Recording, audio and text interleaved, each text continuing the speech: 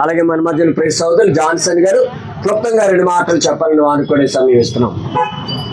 దేవుని నామమునకు స్తోత్రములు. కూడా వచ్చిన మీ అందరికీ చూస్తున్న ప్రజలకు నా యొక్క నమస్కారాలు తెలియజేస్తున్నాను.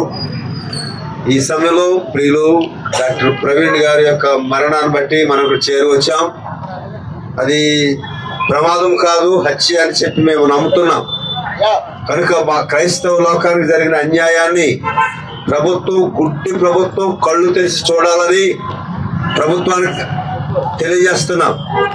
ఒక ప్రవీణ్ గారిని చంపగలిగారు, కానీ బైబిల్లో హతసాక్షులైన వారి సాక్ష్యాలు ఏంటంటే ప్రతి రక్తపు బిందు నుంచి ఒక్కొక్క ప్రవీణ్ పుడతాడు. ఆయన రక్తం ఒకవేళ పోయింది అనుకుంటే ప్రతి రక్త బిందు నుంచి అంతమంది ప్రవీణులు పుడతారు. భారతదేశంలో ఉగ్రవాదులైన మతోన్మాదులకు ఇది ఒక హెచ్చరికగా భావించాలని కోరుతున్నాం. ఏదో చేసి మురిసిపోవటం కాదు. క్రైస్తవ్యం మీద దాడి అంటే దేవుని మీద దాడి. దేవునితో చెలగాటం అంటే నిప్పుతో చెలగాటం అని మూర్ఖులైన మనుషులు గ్రహించాలని ప్రభుత్వం కూడా గ్రహించి కళ్ళు తెరిచి క్రైస్తవ లోకానికి న్యాయం చేయాలని మేమంతా తెలియజేస్తూ మా నిరసన కనపరుస్తున్నాం.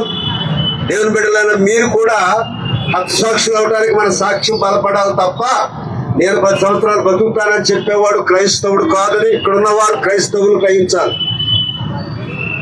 ఈ వారమే హతసాక్షులు ప్రసంగం చేశాను మా సంఘంలో. నా పేరు శామ్యూల్ జాన్సన్ గడ్డం. మా యూట్యూబ్ ఛానల్లో కనబడతారు.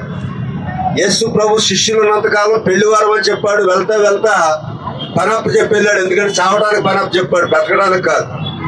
క్రైస్తవుడైన వాడు చావడానికి సిద్ధంగా ఉండాలి.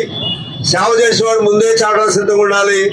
దేవుడు బతికిస్తే 100 సంవత్సరాలు బ్రతుకు, కానీ ప్రాణము శాశ్వతం కాదు, లోకము శాశ్వతం కాదని గ్రహించాలని ప్రభుత్వాన్ని హెచ్చరిస్తూ నా మాటలు ముగిస్తున్నాను. క్రైస్తవులు ధైర్యంగా పోరాటం చేయాలని కోరుతున్నాను.